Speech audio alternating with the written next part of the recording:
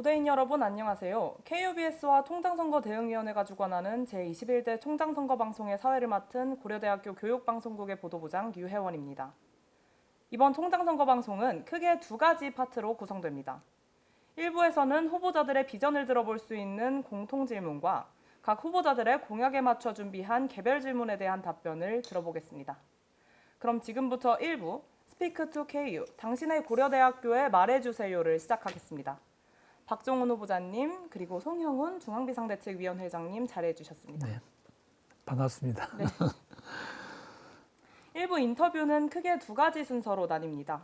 우선 KUBS에서 마련한 공통질문에 대한 답변을 들어보겠습니다. 이어서 총장선거 대응위원회에서 서울 캠퍼스, 세종 캠퍼스, 대학원 총학생회에서 수합한 개별 질문을 드리고 이에 대한 답변 들어보도록 하겠습니다. 공통질문부터 시작하겠습니다. 첫 번째 공통질문입니다. 박종훈 후보자님의 기조는 무엇인가요? 저의 기조는 울림의 고려대학교를 한번 만들어 보겠다. 그게 이제 저의 기조라고 말씀드리겠습니다. 대한민국 사회에 울림이 있는 대학, 그겁니다. 네, 감사합니다. 그럼 두 번째 공통질문입니다. 총장 후보자로 출마하시게 된 계기를 말씀해 주세요. 이게 제가 그 홍보 동영상에도 일부 좀 보여드리긴 했는데 한 6년 전쯤 될 것 같아요. 그 당시 제가 의무기획처장을 하고 있었는데 당시 이렇게 학생들 단톡방 문제가 된 게 있었어요. 성희롱 관련해서. 이제 그거를 본부 차원에서 이렇게 대책 마련을 하다가 보니까 뭐 하나 빠진 것 같다는 생각이 든 거죠. 그 뭐냐면 이제 말 그대로 대책회의예요. 뭐 가해자 피해자를 어떻게 한다든지 뭐 또 언론에 대해서는 어떻게 우리가 대응을 할 건지 그런 건데 이제 그런 회의가 끝나고 나서 생각을 해보니까 뭔가 근본적인 문제, 정말 왜 우리 학생들이 이렇게 됐는지에 대한 거, 뭐 그러한 것들이 단톡방에서 성희롱 사건이 뭐 우리 대학만의 문제는 아니잖아요. 지금 뭐 다반사이긴 하지만 그래도 대학에서 이런 일이 생긴 것에 대해서 다른 대학이라면 몰라도 우리 대학에서만큼은 근본적으로 한번 좀 우리가 돌아봐야 되지 않나 그런 생각을 그때 했고 또 이제 두 번째는 그러고 나서 이제 우리 대학을 보니까 최근 한 몇 년 동안에 보면은 그 대한민국 사회에서 내가 생각하는 고대는 굉장한 대학인데 어떤 좀 존재감이라 그럴까 그런 게 좀 많이 퇴색한 것 같아요. 그냥 모든 대학이 좀 그렇긴 한데 좀 존재감 있는 대학, 대한민국에 꼭 있어야 되는 대학. 그러니까 제가 바라볼 때 우리 고대는 우리 고대가 시대 정신이고 우리가 미래에 우리 대한민국을 짊어지고 갈 인재 교육에 우리의 어떤 그 이념이 있는 건데 그 부분에 대해서 좀 인식이 좀 안 되고 있지 않나 그런 생각이 들어서 이 고려대학교를 한번 리셋을 한번 해봐야 되겠다라는 생각이 들어서 총장 출마를 결심하게 됐습니다. 네, 감사합니다. 그럼 세 번째 공통질문입니다. 후보자님이 준비하신 학우들을 위한 대표 공약을 설명해 주세요. 학생들이 생각할 때 학교 전반에 돌아가는 특히 교과 과정이나 이런 거에 대해서 학생의 참여에 대한 기회가 없다고 생각을 하는 것 같아요. 저는 이게 가장 크게 좀 봤거든요.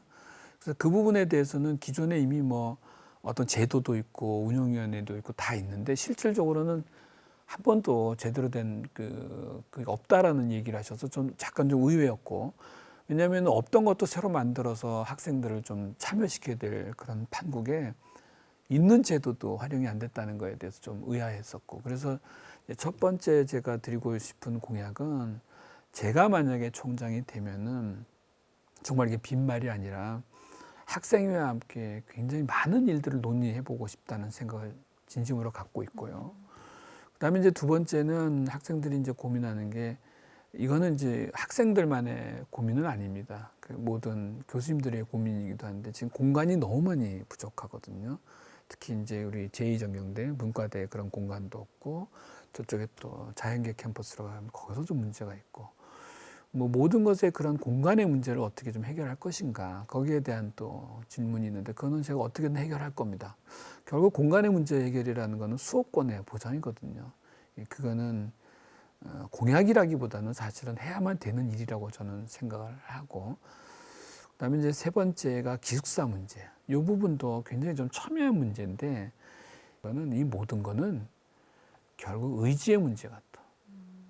제가 병원장을 하면서 느낀 게 있어요. 병원장을 하면서 느끼는 거는 리더는, 경영자는요, 반드시 해야 될 일과 그렇지 않아도 될 일을 정확히 구별해야 돼요. 그래서 반드시 해야 될 일은 24시간 365일 계속 그 생각을 갖고 사는 거예요. 그러다 보면 우연한 기회 해결이 될 수도 있고 또 그러다 보면 길이 열리기도 하는데, 어떤 사안을 놓고 볼 때 그 사안을 회의 때만 갖고 들어와서 본다든지 하면은 이제 안 되거든요. 그래서 제가 3가지 말씀을 드리면은 학생과의 소통의 문제, 그리고 또 이제 그 교육 공간의 문제, 그다음에 3번째 기숙사 문제는 결국은 의지의 문제지 어떤 해결책이 뭐 갑자기 툭 떨어져서 정답이 나오는 그 문제는 아닐 것 같다는 생각을 합니다. 그래서 그 3가지는 제가 반드시 해결하겠다는 말씀을 드리겠습니다. 네. 네. 지금까지 총 3가지 질문에 대한 박종훈 후보자님의 답변 들어봤습니다.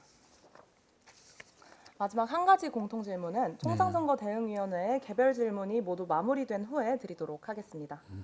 그럼 이어서 개별 질문과 그에 대한 답변 들어보도록 하겠습니다.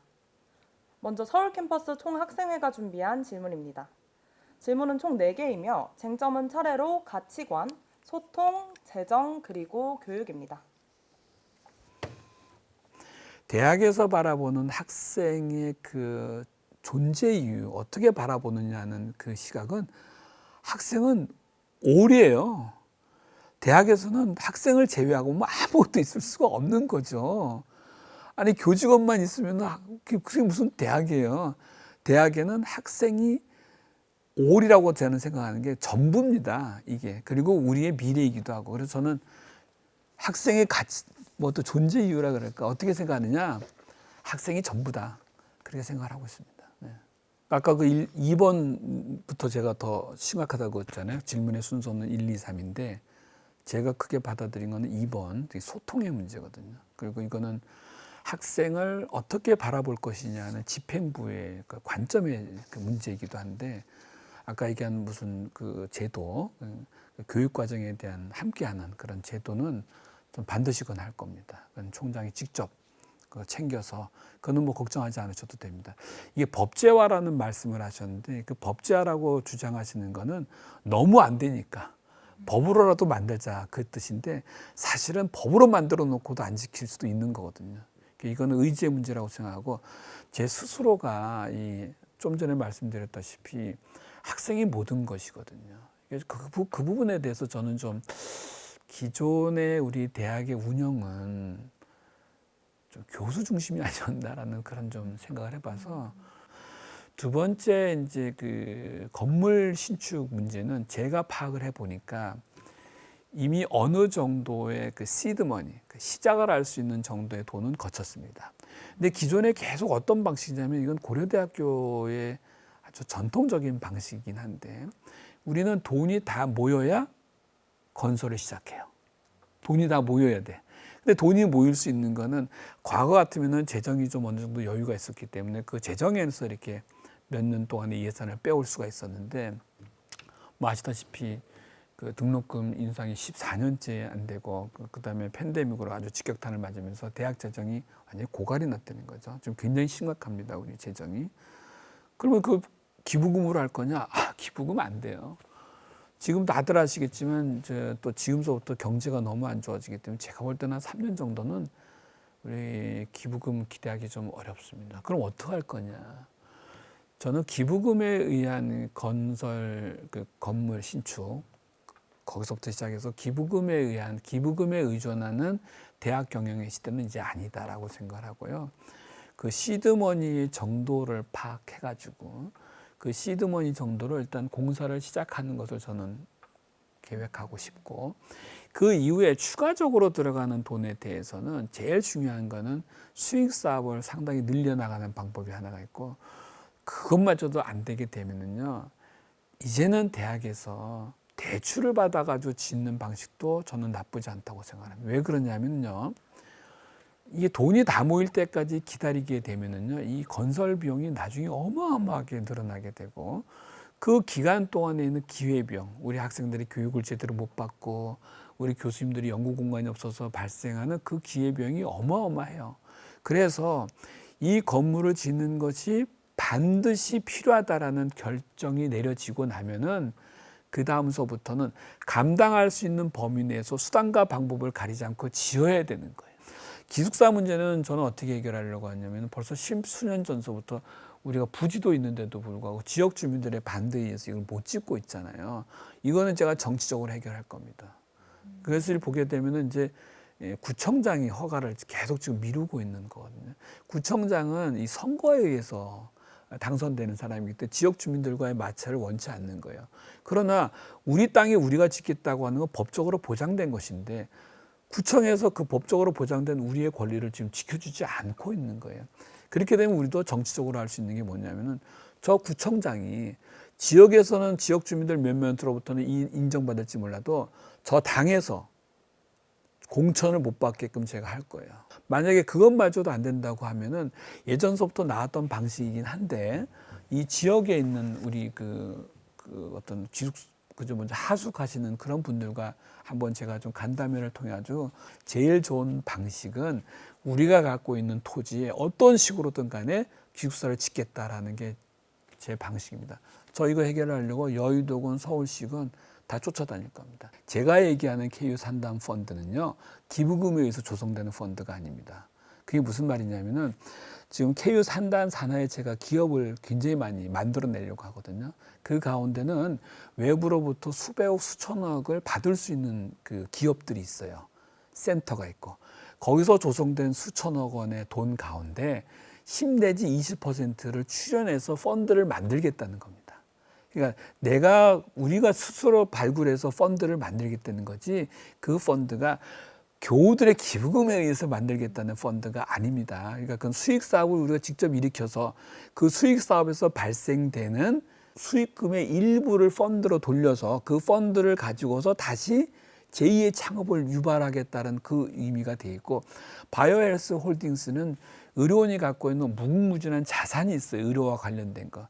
그것과 법인이 가지고 있는 수많은 그 부동산들이 있어요. 이것이 조인이 되게 되면 우리가 할 수 있다는 그 의미지.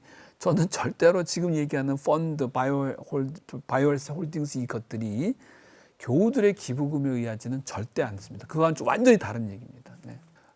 대학이 지금 직면하고 있는 많은 그 새로운 문제들, 위기의식 가운데 하나가 이제 인구 감소로 인해서 앞으로 2040년인가 되게 되면요, 얼마 남지 않았습니다. 그렇게 되면은 대학에 입학하는 학생 수가 절반으로 줄어요. 분명히 고려대학교도 입학 정원의 절반 이상의 감축을 명받을 거예요, 대학으로부터. 그러니까 지금처럼 이렇게 많은 학생들이 들어와서 있는 곳이 아니다라는 게 첫 번째.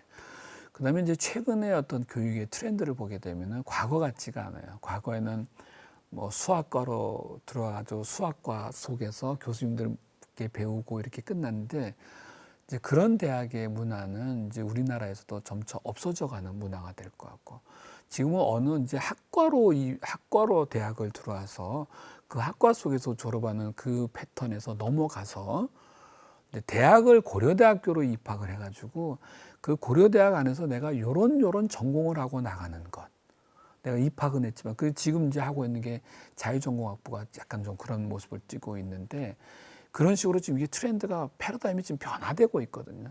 그래서 이때 지금 제가 고민을 해야 되는 것은 대한민국의 새로운 교육 제도의 롤 모델이 고려대학교에서 전 나와야 된다고 생각을 합니다. 네. 그럼 다음은 세종 캠퍼스 총학생회가 준비한 질문입니다. 세종시에서 중립자 가속기라고 하는 엄청난 약 한 2천억에서 3천억 정도의 예산이 소요되는 치료기예요. 일종의 방사선 치료기와 같은 건데, 이거를 세종시에서 국책 사업으로 가져오겠다고 하는 거거든요. 근데 요것에 처음 시발을 디스크라이브 한 사람이 사실 제가 좀 처음에 관여가 돼 있었어요. 한 6년 전인데, 지금까지 흘러와서 이게 됐는데, 이 가속기 사업은 이 중부권의 암센터의 그 어떤 뭐 개발이라든지 그걸 진입을 위해서는 굉장히 중요한 아이템이긴 합니다. 그래서 원래 이제 고려대학교 병원이 세종시에 들어가는 그 자체로는 제가 볼 때는 그닥지 프라미싱하지가 않는데, 암센터 개념으로는 들어갈 만해요. 중부권 전체를 보고. 단 이 모든 거대한 장비와 이 예산은 세종시가 제공하는 거예요. 저희는 그것을 핸들링하는 주체가 되는 거지 우리가 그것을 사는 게 아니에요. 그리고 이것을 핸들링할 수 있는 암센터를 짓는 거는 뭐 500, 1000병상이 아니라 약 2, 300병상이면 되기 때문에 그거는 그렇게 돈이 많이 들어가진 않아요. 세종시의 입장에서도 그런 중립자 가속기를 운영할 수 있을 만한 그러한 그 실력 있는 암센터를 찾기가 쉽지 않을 겁니다. 근데 우리는 고려대학교 세종 캠퍼스가 있기 때문에 우리 대학이 들어가서 그걸 핸들링해 주겠다라고 할 수 있는 충분한 여력은 되거든요. 제가 아까 왜 총장 후보로서 무슨 계기로 나왔냐서 제가 하나를 사실 뺐거든요. 그건 뭐냐면은 제가 언젠가 이제 그 고파스에서 우리 학생들의 어떤 논란에 됐던 걸 한번 본 적이 있는데 그때 우리 고파스에서 이제 서울 캠퍼스에 있는 우리 학생들이 이 세종 캠퍼스 학생들에 대해서 좀 굉장히 좀 비하하는 듯한 발언들을 많이 했던 걸 제가 봤거든요. 그래서 우리 고려대학교가 지향하는 미래 인재상은 그런 것들이 아니에요. 우리는 포용하고 배려하는 문화인데 우리 안에서 같은 식구끼리 그런 일들이 벌어졌던 거에서 교수한 사람으로서 굉장히 놀랬던 것이 사실이거든요. 자, 그 고려대학교 세종 캠퍼스의 분교지휘 철폐는요. 고려대학교 세종 캠퍼스가 1980년에 생겼는데 82년에 총장님이셨던 김준엽 총장님이라는 분이 계셨어요. 그 김준엽 총장님께서 이미 82년에 이거는 빨리 해결해야 된다고 얘기를 하셨던 거예요. 지금으로부터 40년 전에 하셨는데 그게 지금까지 흘러온 것이고 저 부분에 대해서 해결하려고 여러 번의 총장님들이 시도를 했다가 다 안 됐습니다. 안 됐던 이유는 우리 학생들의 반대가 심했어요. 서울 캠퍼스 학생들의 반대. 저거는 마구잡이로 강제할 수 있는 부분은 저는 아니라고 보고 저는 우리 학생들, 아까 말한 교과 과정이라든지 우리 학생들과의 어떤 소통과 대화 속에서 푸는 것이 가장 합리적인 방법이라고 저는 생각하고 그것이 맞지요. 저는 우리 고대생들이 우리 인류애가 있고 박애 정신이 있고 그런 어떤 정의감이 있는 우리 자유, 정의, 진리잖아요, 그렇죠? 그런데 이 진리와 정의로운 것에 대한 좀 인식 이런 것들이 제대로 된다면은 저는 저 문제는 해결할 수 있을 거라고 생각을 하는데 만약에 그것으로도 제대로 해결이 안 된다고 하면은 특단의 조치를 내릴 가능성도 있습니다. 네. 근데 거기까지 가지는 않았으면 하는 바람이 있습니다. 저거는 뒤에 거는 앞에 거는 그러니까 세종시의 중립자 가속기 암센터 이 부분은 사실은 세종시랑 조율해야 되는 부분이 있기 때문에 제가 100% 한다라고 말씀드리기는 부적절할 수 있지만 이 분교지휘 철폐만큼은 제가 총장직을 걸고 할 계획입니다. 네. 네, 감사합니다. 마지막으로는 일반대학원 총학생회가 준비한 질문입니다. 그 제가 한 5년 전에 그 등록금 심의위원회를 제가 이제 위원으로 들어간 적이 있어요. 등심이라고 들어보셨어요? 네. 들어보셨어요? 네, 그거 들어봤습니다. 보직자들이 가장 하기 싫어하는 위원회가 등심이에요. 거기 들어가서 이제 우리 학생 대표분들과 학교에 주로 이제 기획 관련된 그 보직자들이 들어가서 이제 우리 등록금을 어떻게 할 것인가를 학생들과 논의하는 과정에서 그 당시에도 저 문제가 한 번 있었어요. 그때는 어떻게 됐냐면은 이 대학원생들의 입학금 문제. 그래서 이제 고려대학교에서 내가 학부를 했는데 내가 고려대학에서 다시 석사를 가고 고려대학에서 다시 박사를 가는데 왜 매번 갈 때마다 지금 질문은 그 질문은 아닌 것 같아요. 어쨌든 간에 대학원생들의 등록금에 대한 그런 좀 부담이 좀 많이 있는 건 사실이고 장학금 수요를 늘려야 되는 거는 사실인데 이거를 재정적 그러니까 지금처럼 경영의 위기 상황에서는 학교 교부회계로 이거를 올리는 거는 쉽지 않을 것 같아요. 바로 저 부분에 대해서는 이제 기존에 우리가 대학으로 들어오고 있는 발전기금이라든지 장학기금들이 있는데 그것을 어떻게 디바이드 하느냐의 문제라고 저는 보는데 그걸 주로 이제 학부생 위주로 많이 쏠려져 있었다고 생각한다면 더 많은 그런 발전기금과 이거를 끌어옴으로 인해서 거기서부터 학생들에게 그건 장학금 혜택 또 하나는 그 우리 교수님들의 연구비에서부터 들어오는 그 포션을 좀 더 그쪽으로 많이 이제 할애하고 또 세 번째는 아까 말씀드린 것처럼 우리 산단산의 수많은 수익 구조를 받게 됨으로써 거기서 발생되는 수익의 상당 부분을 우리 학생들의 자금 비율로 좀 쏟아부으면 하는 그런 생각을 하고 있습니다. 네. 제가 저 문제를 이번에 이제 대학원 원총 집행부로부터 들었어요. 전 저게 이해가 안 가요. 왜 저런 문제가 생겼을 때 해결을 미온적으로 했는지. 물론 우리 대학이 미온적으로 한 건 아닐 거라고 저는 생각이 듭니다. 완전 법적 절차를 지켰을 것 같은데 학생들이 볼 때는 굉장히 답답하다는 거지. 근데 저는 이 학생과 관련된 우리 교수들의 성적인 어떤 그런 잘못된 거 또는 연구비 관련된 잘못된 거는 굉장히 단호하게 저는 하려고 그래요. 저는 신속하게 그래도 진짜 그야말로 총장이 직접 챙겨보면서 해결해야 되는 것이지 그것을 법적 단계 요거 끝나고 나면 그 다음 단계 기다리고 하는 그 과정이 이렇게 길어지게 되는 것을 저는 원치 않아요. 네, 지금까지 총장선거 대응위원회의 개별 질문에 대한 답변 들어보았습니다. 이제 마지막 공통 질문 드리겠습니다. 박종훈 후보자님을 한 줄로 어필한다면 어떻게 표현할 수 있을까요? 제 스스로 볼 때. 네.